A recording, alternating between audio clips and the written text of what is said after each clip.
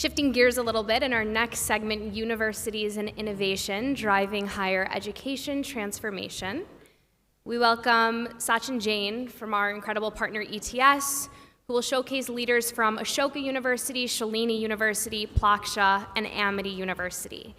They will discuss and share visions for the future of higher education. I welcome all panelists on stage. Good afternoon, everyone. Thanks for being a lovely audience. And it's my honor to moderate this panel of very, I would say, the elitist of elite innovators in the higher education ecosystem. We have someone who created a world-class business school, a liberal university, again, from the philanthropic capital, to someone who has taken education as a national brand, not just in India, but across the globe, provided access to quality education to masses, to someone, a very young university, nestled in Himalayas, who have shown that high-quality research can happen in a private university as well. So great set of panelists, and I'm sure you will hear a lot in terms of how they are looking at the next level of, I would say, innovation in the higher education ecosystem. Just few words, and I'm not going to spend too much time. The context here is essentially, we all know, education is the biggest socio-economic lever when it comes to any economic development in a region, in a country. And more so for India, where 54% of our gross value add comes from the service sector. So it's pretty profound that education is something that we need to kind of give to the masses. And we also realize that our leading higher education institutions only admit a small percentage of the eligible students. Now, that's one challenge.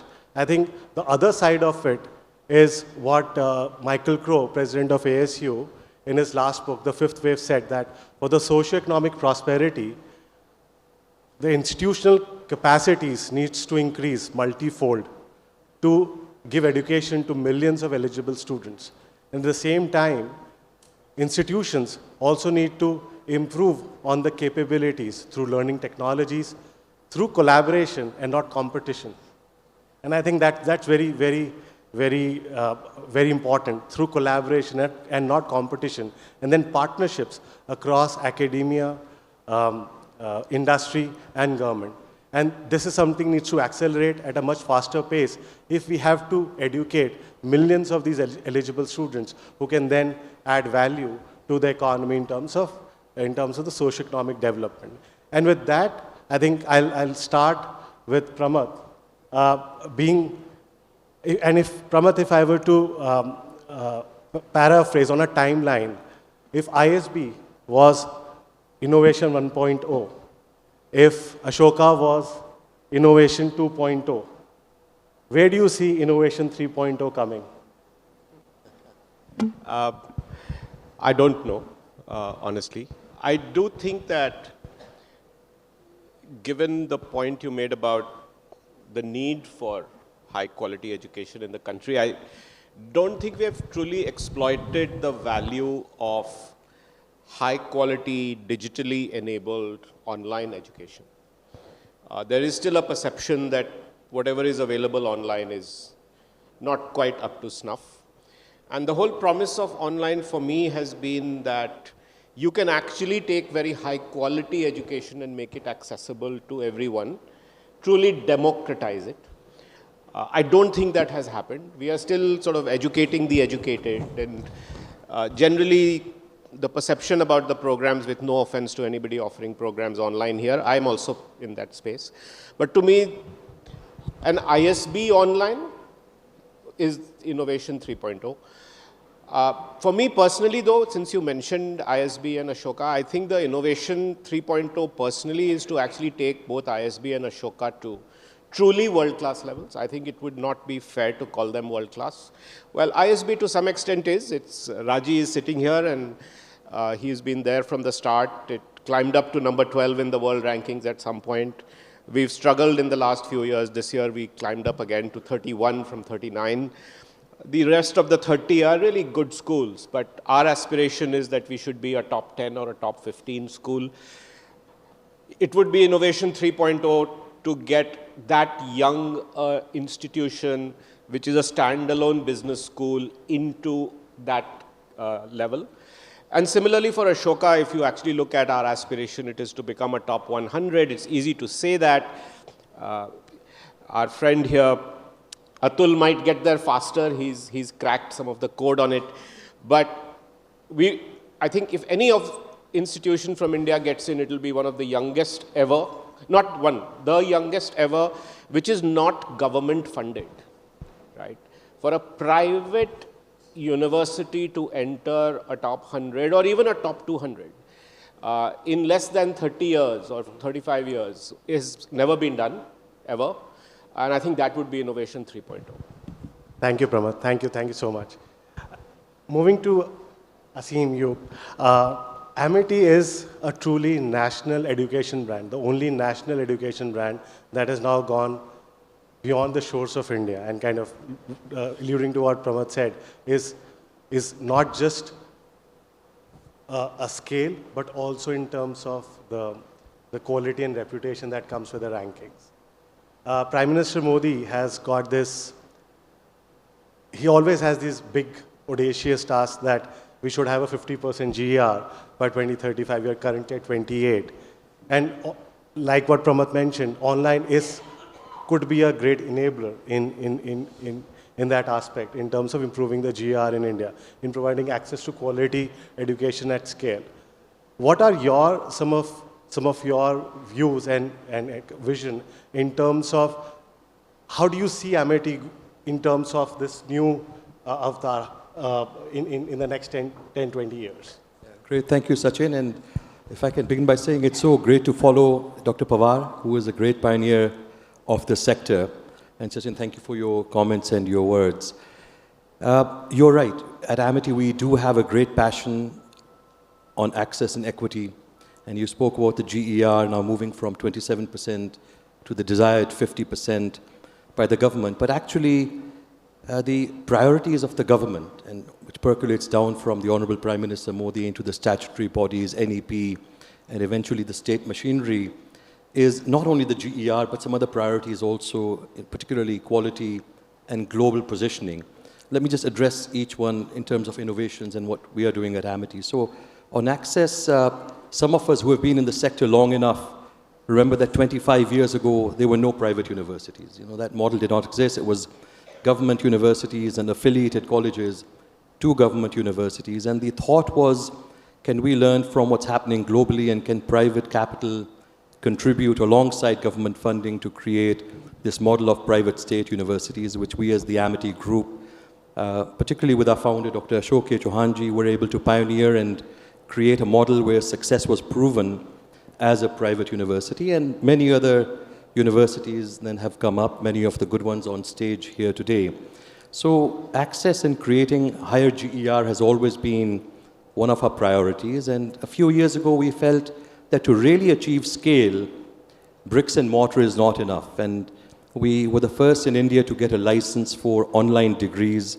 And today, with our partner Univo, which is an OPM company, we are now at about 60,000 students with online degrees, which will scale in a big way, along with quality, as Pramitji had said, in times to come, along with certification. And I think we are one of the leaders in that area now as well.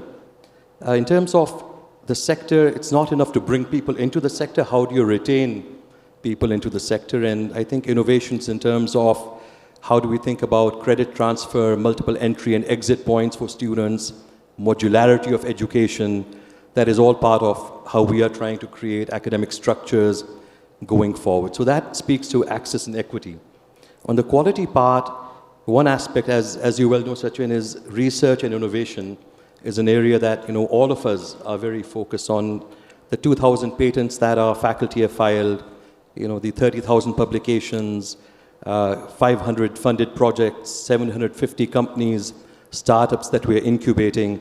I think all of that has to be now pushed to the next level, and really we have to position it, how do we compete at a global level with our research and innovation, which is not an easy thing to do.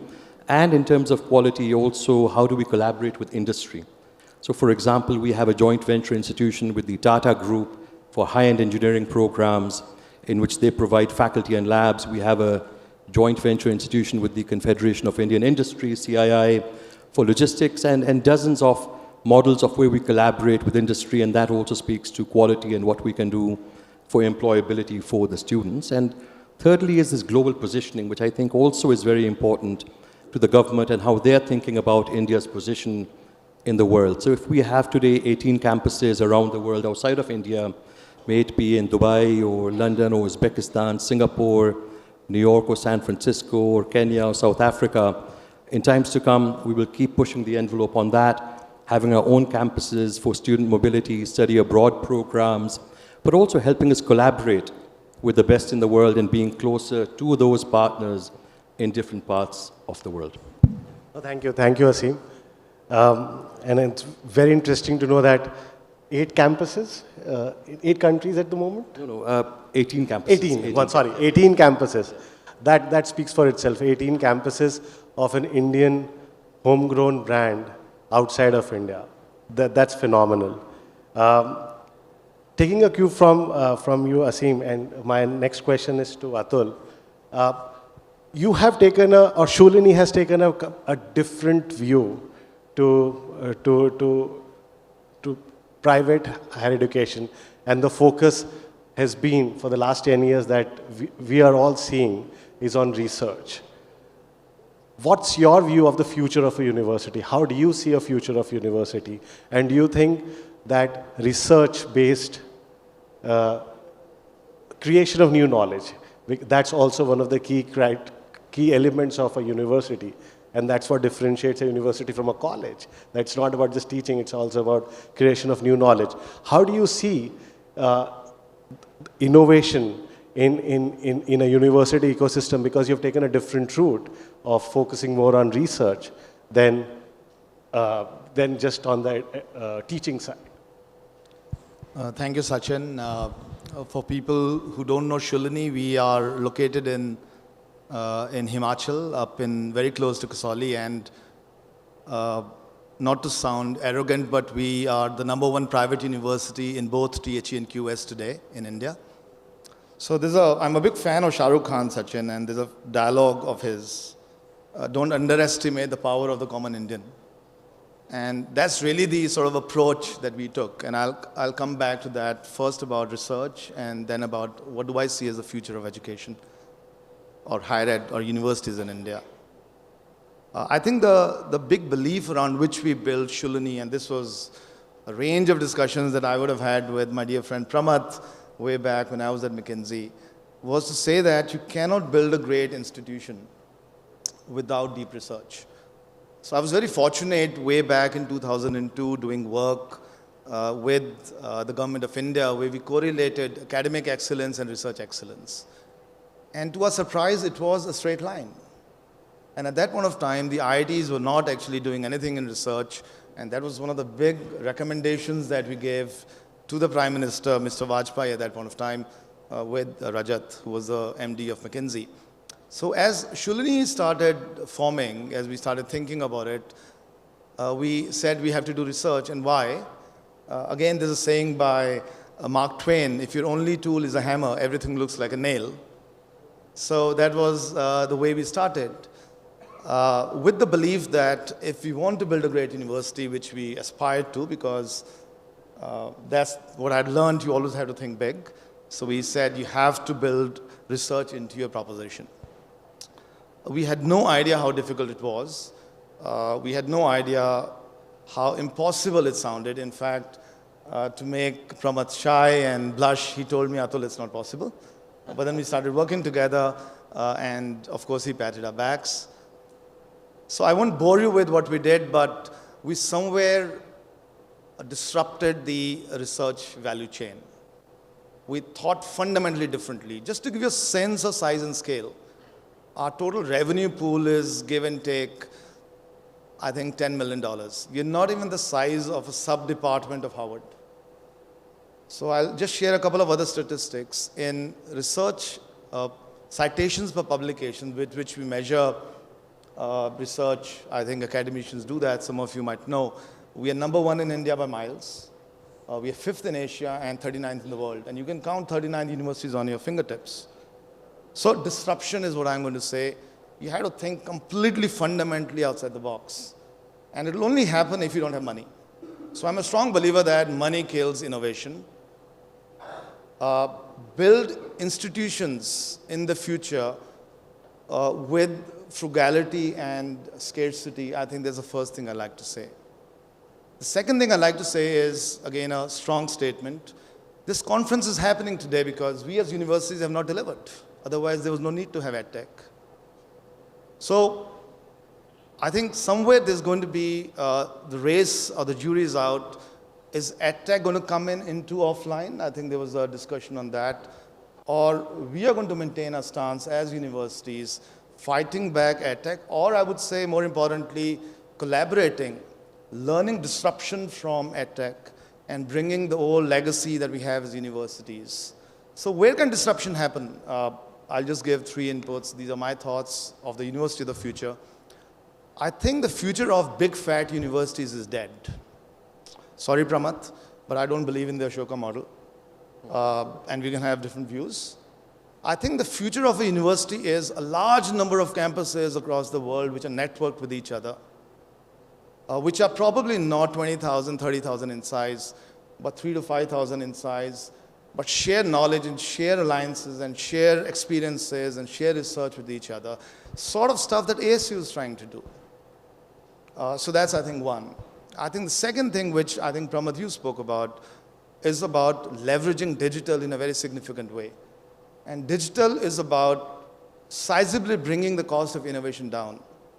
And I'll take a second about research, about what we did. The least value add in research is the experimentation of research. You need tons and tons of equipment to do research. It's the least value add because any technician can do it. And there is 90% excess capacity in the world on equipment. So all you have to do is tie up with the right partners and disrupt the value chain. So the future university will be, in my opinion, will be fragmented, will be all across the world. And I hope Amity has 100 universities across the world, is number 1 in the world. The future of the university will leverage technology in a very, very deep way, will imbibe Gen AI, not resist it. And more importantly, also start thinking about different forms of education. I think we never spoke about veteran learning, for example. I think that's going to be a very, very big thing in the future. So if there's one thing I want to leave over here, that's disruption. Think outside the box. Out of the box. Thank you, Atul. As provocative as always. Thank you. Dr. Rudra, if I were to summarize what Ashoka was for liberal, Plaksha is for STEM, is that a fair way of lot of us, the way we look at Plaksha? That it's again an innovation, it's a disruption of bringing a lot of interdisciplinarity into STEM education. You at the helm of affairs, help us kind of with what are those innovations in the pedagogy, the way you are creating that experience for a student at Plaksha. How are you kind of enabling that? Okay, thanks, Sachin. First of all, it's very humbling to be in the company of such stalwarts. And thanks for creating Ashoka. We do get equated in that domain that you talked about. I can't, of course, dictate your thoughts or anybody's thoughts, but we do derive inspiration from Ashoka for sure. Now, as far as tech education is concerned, tech education has been riding on the World War II chassis so far. So the headlights change, tail lights change, this changes, that changes, but chassis is the same. So we got the opportunity to change the chassis. That was a singular thing that attracted me to Plaksha, right? Here is an opportunity to redesign completely the chassis of tech education. What does that mean? So the foundational training in tech, Pramath, we have been through tech education, the foundational training itself requires a complete overhaul. You are in digital age. Computation is at the bottom of everything. It doesn't matter what field you think of. How do you bring certain amount of competence to every single student where AI or machine learning is not a topic in computer science? It's a technique to be used by every engineer, just like linear algebra is or differential equation is. So you can do that only if you change the chassis. So the foundational training has completely changed. We have completely changed the foundational training. If you look at our website, you will get a sense of it. Number two, what kind of engineers do you want to create today? You want to create engineers who can solve complex problems. What does that mean? You have to have the ability to parse a problem. That means, break it into parts, parse, plan, and execute. Can you train students to do this bit by bit, and by the time they're in fourth year, they're masters of it, right? Now, complex problems means interdisciplinarity, right? So you have to have that, not just the skill set, but also the mindset. And these are two different things. So providing training for that, that's number two that we do. You hear of design thinking, entrepreneurship, interdisciplinarity, all of these words, but to weave it into a structured education is not easy. When you have requirements on so many credits for this and that, we have been doing that successfully. So design, entrepreneurship, and interdisciplinarity. Entrepreneurship doesn't just mean, somebody's going to start a company and stuff. Entrepreneurial spirit. It doesn't matter whether you go in research or you just go to a company. That entrepreneurial mindset is what we are training them for. And the next thing is we do everything, our research is centered around grand challenges. And research is something in which we involve our undergraduates from semester 1. So the idea is to give them a global perspective on problems and their skills. This is something that technical schools throughout the world fail to do. Provide scale, understanding of scale for problems and solutions. Problem scales differently, solutions scale very differently. So we use our campus as a living lab. Students implement their solutions first on the campus, then in Chandigarh, then in Punjab, then in the country and the world. So how do the solutions scale? You learn through that experience. And the last that we put a lot of emphasis on is teaching them empathy, compassion for society. That's what comes through our humanities courses. So our humanities courses are designed very differently, so that students actually connect with community and get that sense of compassion and commitment. At the end, we want commitment. For some reason, I see that the modern generation has problems with this word commitment in their life everywhere. So we are trying to do our bit to get them to make commitments. So these are the pillars on which we have experimented a lot, innovated a lot, and we are seeing initial successes. Thank you, Dr. Pratap. Very inspiring and very different. The way you're approaching Plaksha and more in terms of the STEM education. One common theme that emerged right from Pramod, Asim, Atul, sir, all of you talked about is, if you have to provide access, we have to go online. We have to break that myth that online education is secondary or it's inferior to face-to-face or on-campus education. And I'm just taking a analogy, and I just want everyone to comment for 2 minutes on that. So if I look at the public infrastructure and the revolution in the digital economy on the triology of JAM, and for some of our colleagues and friends here, JAM is a triology that we spoke a lot in India, which is universal bank access. It's about universal social security number. And then the third is mobile. We have the lowest mobile data rates in India. So all these three put together actually have put India on a digital highway. And yesterday, Dr. Amitabh Kant was talking about 160 billion transactions that India recorded in the digital space last year. And if I were to fast forward, is there a similar triology which is emerging in the higher education space as well?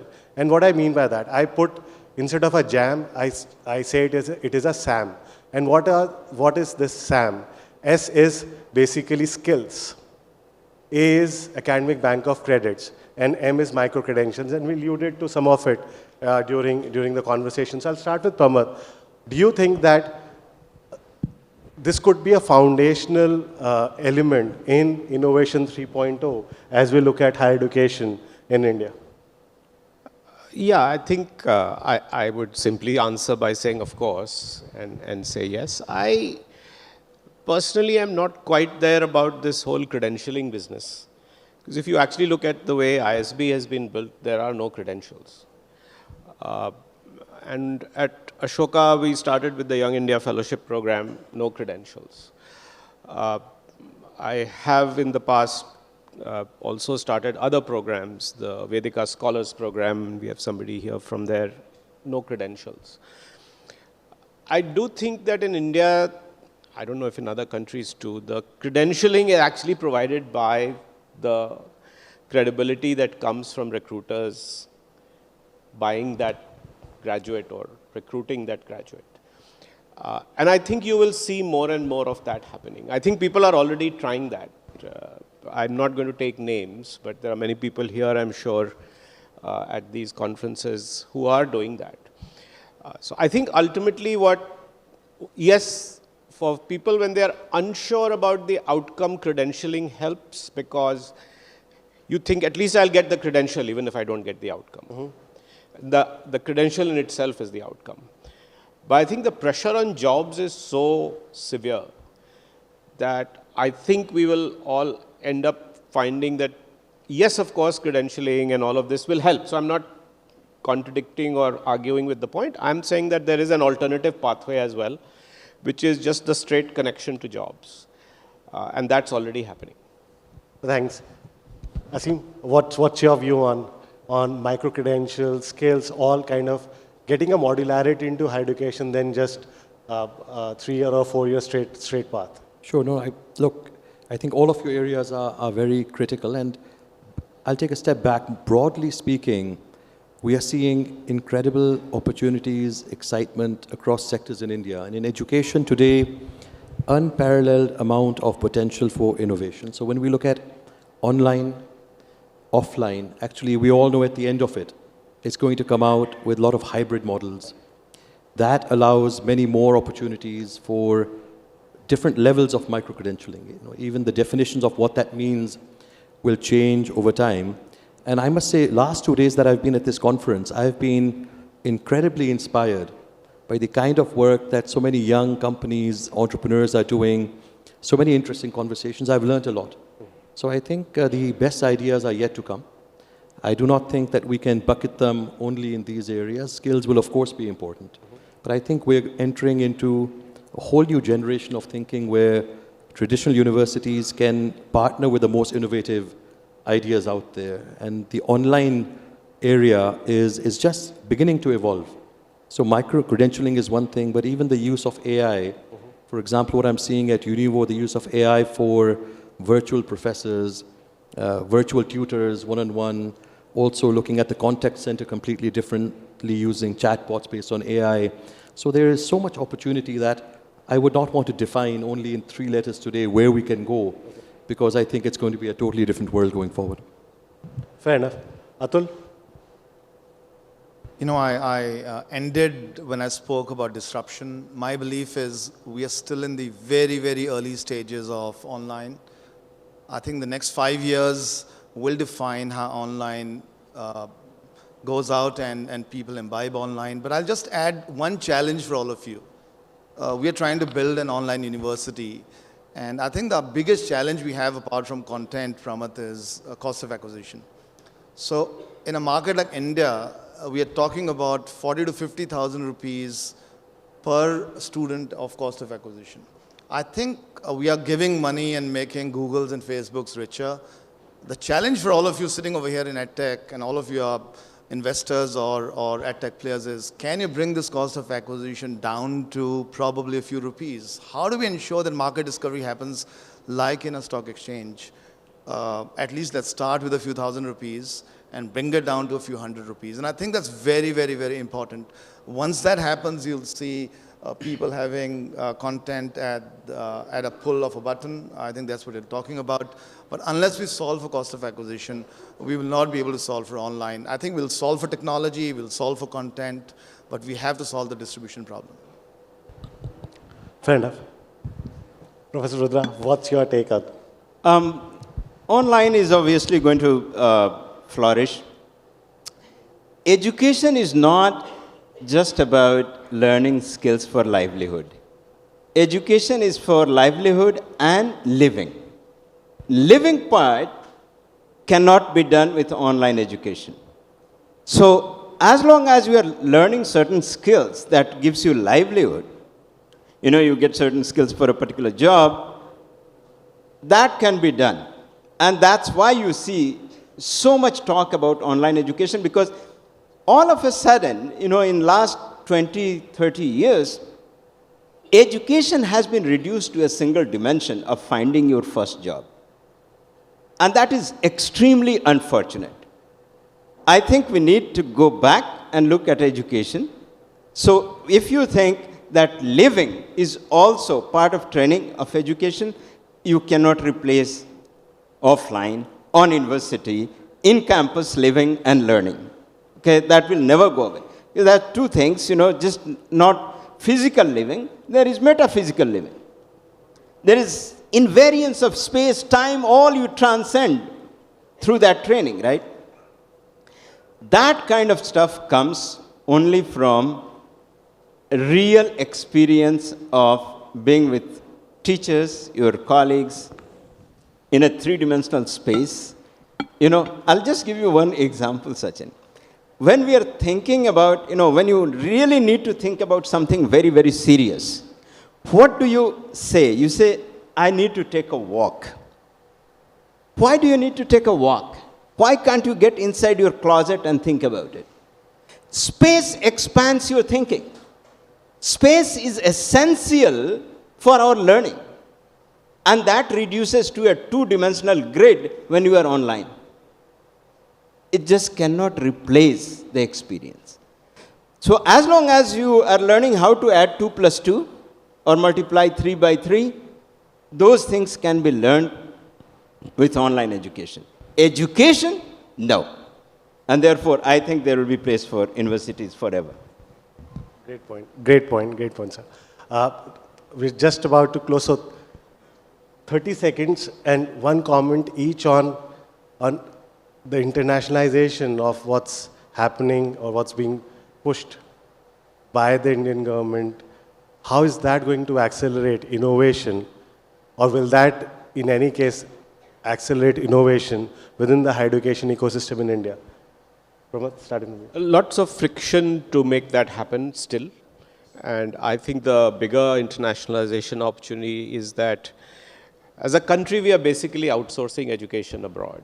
We won't be able to build enough classrooms for the metaphysical experience that Rudra wants. Unfortunately, therefore, people will have to go from New Zealand to the United States to get that experience, and that number will continue to grow. That's, to me, the bigger opportunity. Thanks, Asim.